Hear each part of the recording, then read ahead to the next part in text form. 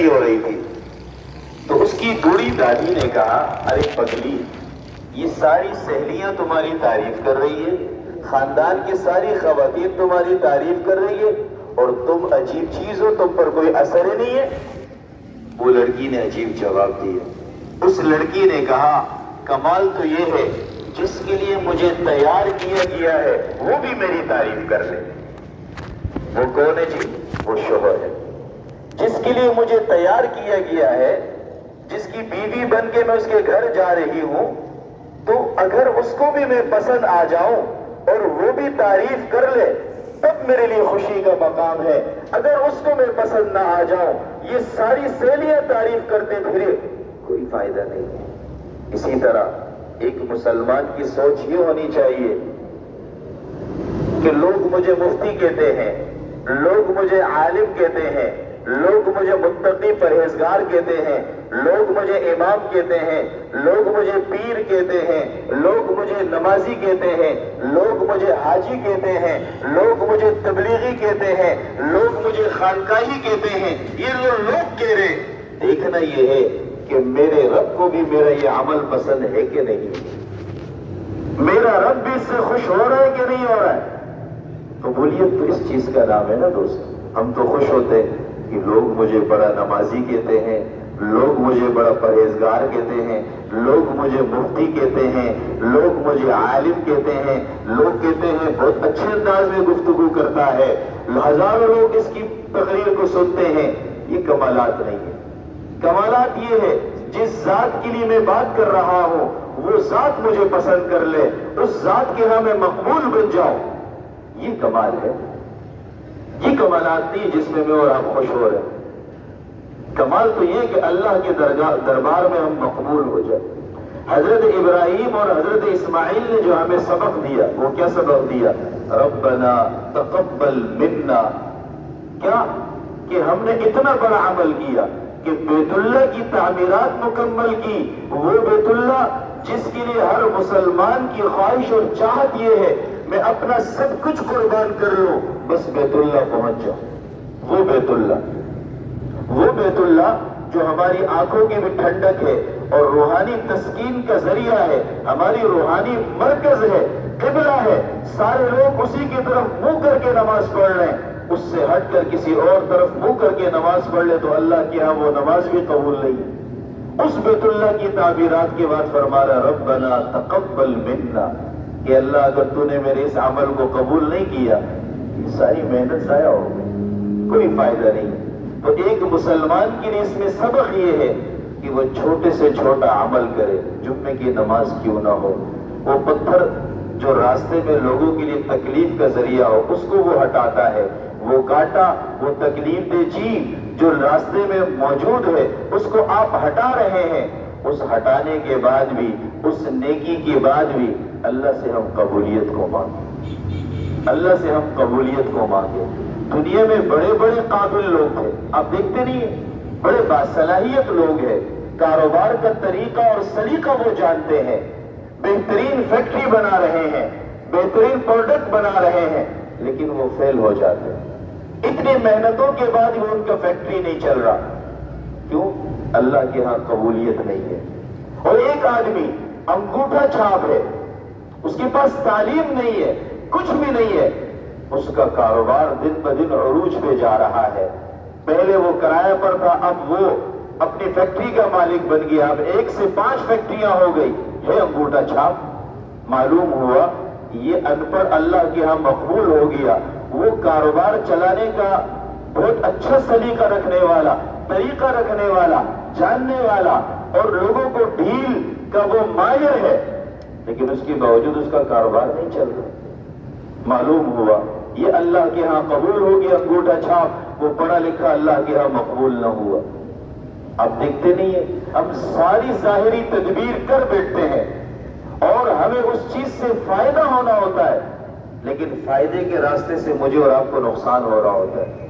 اور ایک آدمی بظاہر نقصان کا کام کر رہا ہے، اس کو نقصان ہونا ہے لیکن اس کو نقصان کے راستے سے فائدہ ہو رہا ہے.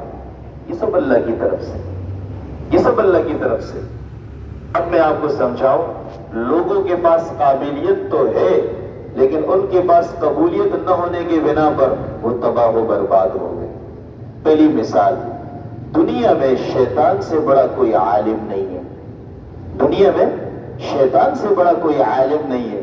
اسی وجہ سے تو آپ نے دیکھا وقت کے بڑے بڑے علماء، صلحاء، بزرگان دین، ان سے زیادہ متقی پرہیزگار کوئی نہیں، لیکن شیطان نے ان کو بھی پھسلا دیا، ان کو بھی پھسلا دیا۔ معلوم ہوا شیطان سے بڑا کوئی عالم نہیں ہے۔ شیطان عالم بھی ہے، عابد بھی ہے، عارف بھی ہے۔ غصے کے وقت اللہ اس سے کہہ رہے میں تجھے راندہ درگاہ کر رہا ہوں، اس وقت بھی وہ اللہ سے مانگ رہا ہے، اسے معلوم ہے اللہ غصے کی حالت میں بھی دعاؤں کو قبول کرتا ہے۔ وہ عارف بھی تھا لیکن وہ اللہ کا عاشق نہیں تھا، عالم بھی تھا، عابد بھی تھا، عارف بھی تھا، عاشق نہیں تھا۔ میں نے آپ سے کہا دنیا میں شیطان سے زیادہ قابل کون ہے، بڑا عالم کون ہے، لیکن اس کے باوجود صبح و شام آپ شیطان پر لعنتیں بھیج رہے۔ میں آپ سے پوچھتا ہوں، آپ میں سے کوئی شخص اپنے بچے کا نام شیطان رکھنا پسند کرے گا؟ بچے کا نام تو آپ شیطان نہیں رکھتے، لیکن کام تو آپ سارے شیطانوں والے کر رہے ہیں۔ ناراض نہیں ہونا، بچے کا نام تو آپ شیطان نہیں رکھ رہے ہیں، اپنا نام بھی آپ ابلیس رکھنے کے لیے تیار نہیں، حالانکہ ابلیس تو سردار ہے، لیکن کام تو ہم سارے ابلیس والے کر رہے ہیں، کام تو ہم سارے شیطانوں والے کر رہے ہیں۔ میں آپ کو یہ بتلا رہا تھا شیطان سے زیادہ قابل کوئی بھی نہیں ہے، لیکن اس شیطان کو اللہ کے بارگاہ میں قبولیت نہ ملی، رہتے دنیا تک سارے لوگ اس پر لعنتی بیچتے رہیں گے۔ یہ لعنتی ہے، یہ لعنتی ہے۔ آگے آئیے، بڑے بڑے قابل لوگ دنیا میں گزرے ہیں۔ فرعون سے بڑا قابل کون تھا؟ فرعون سے بڑا حکمران کون تھا؟ فرعون کے پاس ایسی حکومت تھی کہ وہ بچوں کو علی الاعلان سب کے سامنے ذبح کرتا تھا، سب کے سامنے ذبح کرتا تھا۔ کوئی تھا اس کے خلاف احتجاجی تحریک چلانے والا؟ نہیں، کوئی احتجاج کرنے والا نہیں تھا، کسی کو مجال نہیں تھی کہ اس کے خلاف ایک لفظ بولے۔ ایسی کامیاب حکمرانی تھی اس کی، لیکن اس کے باوجود اللہ کے ہاں وہ مقبول نہیں تھا۔ ساری صلاحیتیں تھی فرعون کے پاس، اس کے مد مقابل حضرت موسیٰ علیہ السلام جن کے پاس بولنے کی صلاحیت پوری نہیں تھی۔ حضرت موسیٰ علیہ السلام کی زبان میں لکنت تھی، لکنت، وہ بات کرتے تھے اٹکتے تھے، تسلسل کے ساتھ گفتگو نہیں کر سکتے تھے، ایک لفظ بولتے تھے اگلا لفظ بولتے ہوئے ان کی زبان لڑکھڑاتی تھی، اٹکتے تھے وہ۔ کیوں؟ بچپن میں انہوں نے اپنے زبان پر کوئلہ رکھ دیا تھا، جس کی وجہ سے ان کی زبان میں لکنت پیدا ہو گئی، لیکن اللہ کے بارگاہ میں وہ مقبول تھے۔ آج رہتی دنیا تک لوگ حضرت موسیٰ کا نام یاد کرتے ہیں، بڑے ذوق اور شوق کے ساتھ اپنے بچوں کا نام موسیٰ رکھتے ہیں، لیکن کسی نے اپنے بچوں کا نام فرعون رکھا؟ ہر ایک اس کو گالیاں دیتا ہے، ہر ایک اسے برا بلا کہتا ہے۔ اس قابل کو قبولیت نہ ملی، فرعون کو۔ حضرت موسیٰ جن کی زبان میں لکنت تھی، اللہ نے ان کو قبولیت سے نوازا، پیغمبری سے نوازا، نبوت سے نوازا، اور ان کو قبولیت مل گئی، ان کو قبولیت مل گئی۔ اسی طرح اور بہت سے لوگ ہیں۔ ابو جہل، ابو جہل کا نام آپ نے سنا ہوگا۔ ابو جہل کا نام ابو الحکم تھا، ابو جہل کا اصل کا نام ابو الحکم تھا، یعنی حکمتوں کا مالک۔ دانائی اور سمجھداری جس آدمی پر ختم ہو اس کو ابو الحکم کہا جاتا ہے۔ ابو الحکم بن حشام یہ ان کا اصل نام تھا، یعنی سارے مکہ کے لوگ مشورہ ابو جہل سے لیا کرتے تھے۔ ابو الحکم اس کا نام تھا، اتنا قابل شخص تھا، لمبا تڑنگا، حسن جمال والا، لیکن اللہ کی طرف سے اسے قبولیت نہ ملی، اللہ کی طرف سے اس قابل کو قبولیت نہ ملی۔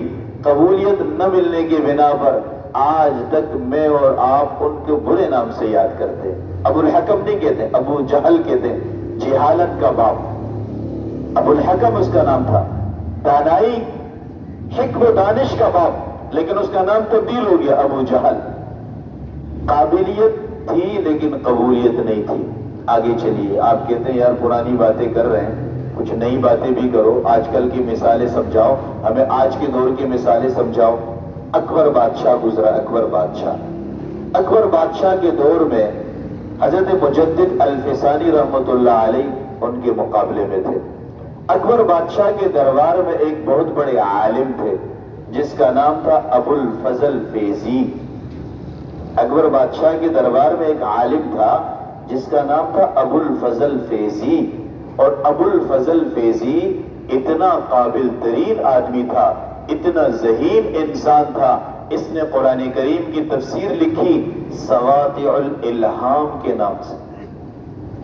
और इस आदमी की खूबी ये थी, इसने जो कुरान करीम की तफसीर लिखी उस पूरे तफसीर के अंदर एक भी ऐसा लफ्ज इस्तेमाल नहीं किया जिसमें कोई नुक्ता हो, ऊपर नुक्ते हो नीचे नुक्ते, उन अल्फाज को जिक्र नहीं किया, बिला नुक्तों की कुरान करीम की तफसीर लिखी। अब इससे अंदाजा लगाएं। मैं आपसे कहता हूं, अब पूरे मजमे को चैलेंज करता हूं, पूरा मजमा मिलकर मुझे 2 लाइन लिख के दिखा दे जिसमें नुक्ते वाले हुरूफ ना हो। आप नहीं लिख सकते, मैं नहीं लिख सकता, आप नहीं लिख सकते। इतनी सलाहियत, इतनी काबिलियत मुझ में और आप में नहीं है। यानी 2 लाइन इस अंदाज में लिखना जिसमें बा ता सा जीम, यानी जिसमें नुक्ते वाले हरूफ हो, या ये ना हो, नुक्ते वाले हरूफ ना हो, ज़ाद ना हो, ज़ा ना हो, नुक्ते वाले हरूफ ना हो, उसके बगैर हमें कोई कह दे 2 लाइन लिख दो, हम नहीं लिख सकते।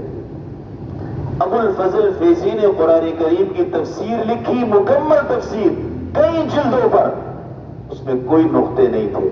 अब उससे उसकी काबिलियत का अंदाजा लगा लीजिए। लेकिन इस काबिलियत के साथ इस शख्स को कबूलियत से अल्लाह ने नहीं नवाजा, जिसके बिना पर यह दरबारी मौलवी बना और इसने ये फतवा दिया अकबर बादशाह के सामने सजदा करना जायज और बल्कि वाजिब है। जबकि मेरा और आपका अकीदा और नजरिया ये है, अल्लाह के अलावा किसी और के सामने सर झुकाना और उसके सामने सजदा करना नाजायज और ये शिर्क है। और उसने फतवा दिया। एक आम आदमी होकर मैं और आप इस बात को जानते हैं कि अल्लाह के अलावा किसी और के सामने सजदा करना जायज नहीं है, हम सब जानते हैं। लेकिन वो इतने बड़े आलिम होकर उसने फतवा दिया कि अकबर बादशाह के सामने, उसके दरबार के सामने आते हुए सर्वसजूद होना हर शख्स पर लाजिम है, ये कोई गुनाह का काम नहीं है, ये उसने फतवा दिया।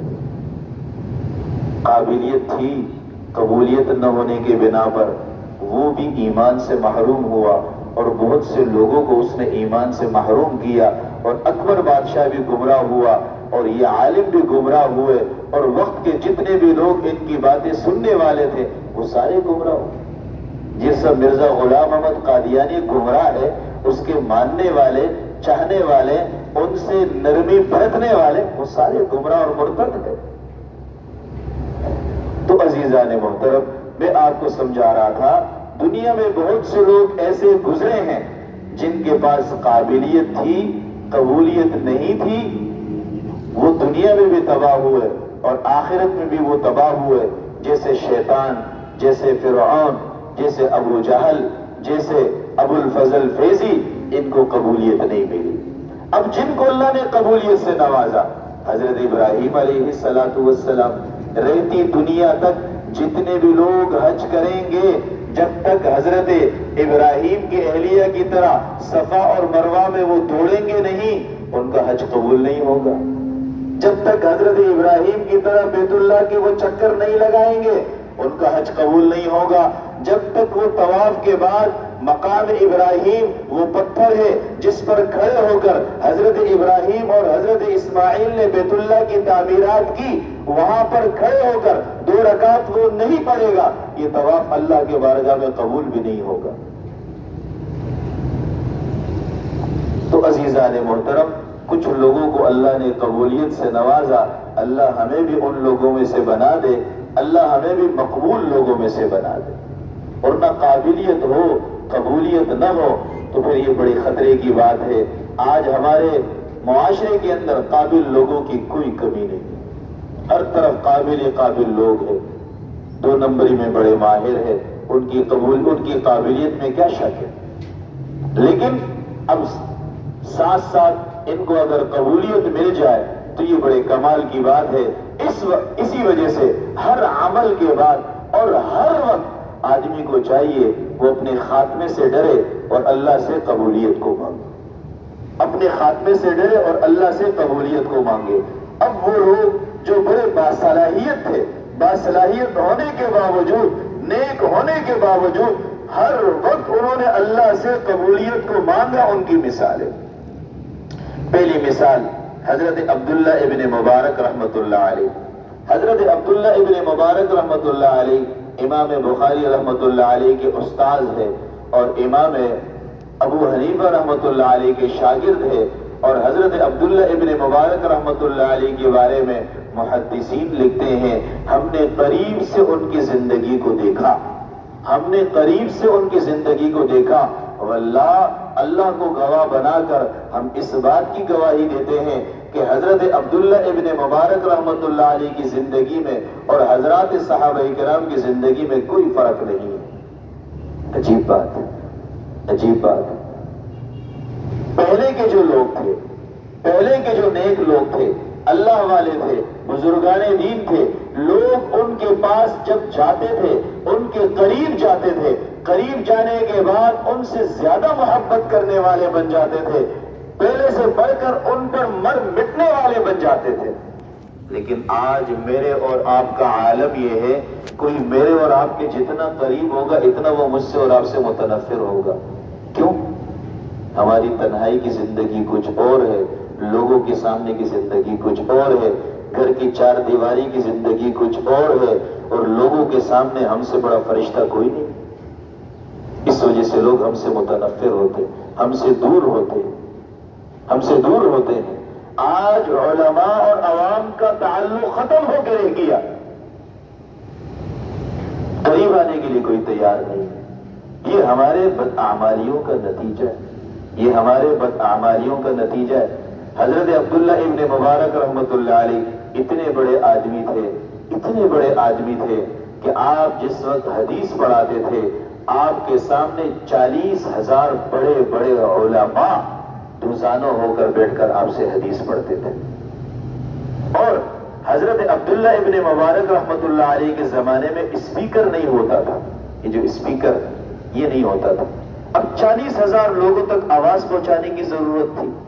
ہوتا یہ تھا عبداللہ ابن مبارک رحمت اللہ علیہ ایک حدیث نقل کرتے تھے کہ نبی کریم صلی اللہ علیہ وسلم نے یہ ارشاد فرمایا، تو پیچھے چند لوگ کھڑے ہوتے تھے، وہ آگے والے لوگوں کو حدیث سناتے تھے، وہ آگے والے لوگوں کو حدیث سناتے تھے، جو صرف تکبیر کہنے والے تھے، آواز کو آگے پہنچانے والے تھے، ان کی تعداد 1200 تھی۔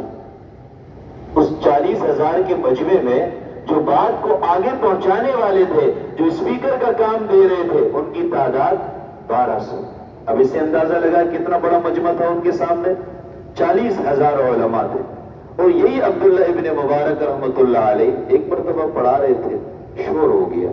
ہارون الرشید کا زمانہ تھا، ہارون الرشید کے زمانے میں ایک شور کی آواز آئی، فوراً ہارون الرشید اپنے محل میں فوجیوں کو جمع کر کے انہوں نے کہا، ایسا لگ رہا ہے لوگوں نے میرے خلاف بغاوت کا اعلان کیا، جاؤ بغاوت کو کچل دو، شاید بجلی مہنگی ہونے پر یہ لوگ احتجاج کر رہے، کچل دو۔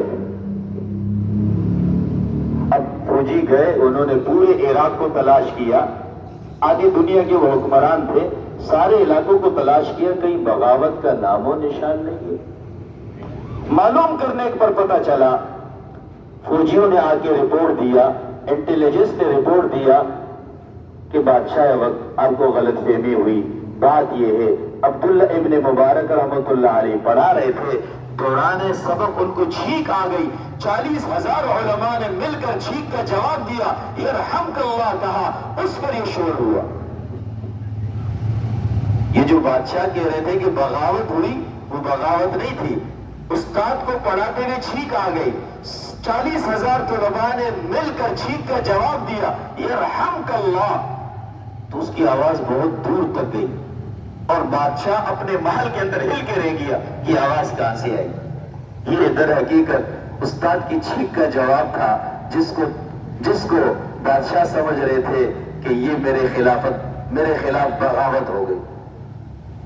یہی عبداللہ ابن مبارک رحمت اللہ علیہ ہے، جب آپ کا آخری وقت آیا، آپ چارپائی پہ لیٹے ہوئے تھے اور اس وقت آپ نے اپنے شاگردوں سے کہا کہ مجھے چارپائی سے نیچے اتار دو۔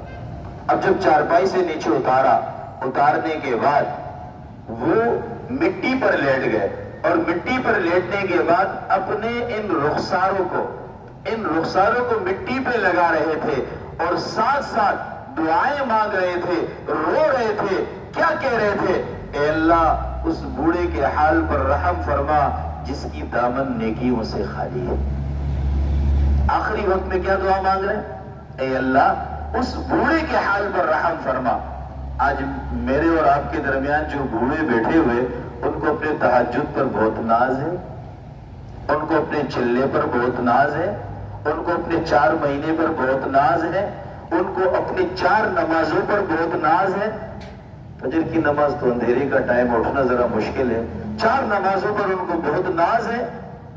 اور حضرت عبداللہ ابن مبارک رحمت اللہ علیہ آخری وقت وہ بوڑھا رو رہا ہے، آنکھوں سے آنسو جاری ہے، ہزاروں شاگرد آس پاس جمع ہے کہ ہمارے استاد تکلیف میں ہیں، آخری وقت میں ہیں، شاید وہ کوئی ہمیں نصیحت کرے۔ ہزاروں شاگرد جمع ہے لیکن استاد گڑ گڑا رہے ہیں، آہوزاری کر رہے ہیں، آنکھوں سے آنسو جاری ہے، اور اپنے رخساروں کو، اپنے سر کو زمین پہ رکھ کر دعائیں مانگ رہے ہیں، اے اللہ اس بوڑھے کے حال پر رحم فرما جس کا دامن نیکیوں سے خالی ہے۔ اور یہی الفاظ کہتے ہوئے وہ دنیا سے رخصت ہو گئے، یہی الفاظ کہتے ہوئے، کلمہ پڑھتے ہوئے دنیا سے رخصت ہو گئے۔ اندازہ لگائیے قبولیت کتنی اہم چیز ہے کہ آخری وقت میں عبداللہ ابن مبارک رحمت اللہ علیہ اللہ تبارک و تعالی سے قبولیت کو مانگ رہے۔ قبولیت کی دوسری مثال امام بخاری رحمت اللہ علیہ کا آپ نے نام سنا۔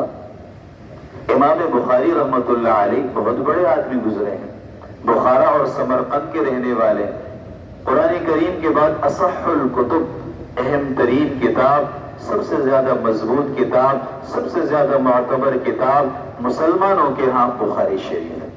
قرآن کریم کے بعد سب سے اہم ترین کتاب مسلمانوں کے ہاں بخاری شریف ہے۔ لیکن آپ کو بتاتا چلوں بخاری سے زیادہ بہترین کتابیں لکھی گئی ہے موطا امام مالک، بخاری سے بہترین کتاب ترمذی لکھی گئی ہے، بخاری سے بہترین کتاب ابو داؤد لکھی گئی ہے، مسلم لکھی گئی ہے۔ لیکن جو اللہ نے امام بخاری کی کتاب کو قبولیت سے نوازا اور کسی اور کتاب کو وہ قبولیت اللہ نے نہیں عطا فرمائی، وہ قبولیت اللہ نے کسی اور کتاب کو نہیں عطا فرمائی۔ اب یہ قبولیت کیسے ملی امام بخاری رحمت اللہ علیہ؟ آپ کو اندازہ نہیں ہے۔ حضرت امام بخاری رحمت اللہ علیہ جس وقت بخاری شریف لکھ رہے تھے، بخاری کی پہلی حدیث لکھنے سے پہلے، انما الاعمال بالنیات لکھنے سے پہلے، امام بخاری رحمت اللہ علیہ غسل کرتے ہیں، پاک صاف کپڑے پہنتے ہیں، باوضو ہوتے ہیں، مصلی بچھاتے ہیں، 2 رکعت پڑھتے ہیں، اللہ سے مانگتے ہیں، خوب مانگ کر ایک حدیث لکھتے ہیں، اس کے بعد دوبارہ وضو کرتے ہیں، دوبارہ 2 رکعت پڑھتے ہیں، دوبارہ اللہ سے مانگتے ہیں، اگلی حدیث لکھتے ہیں۔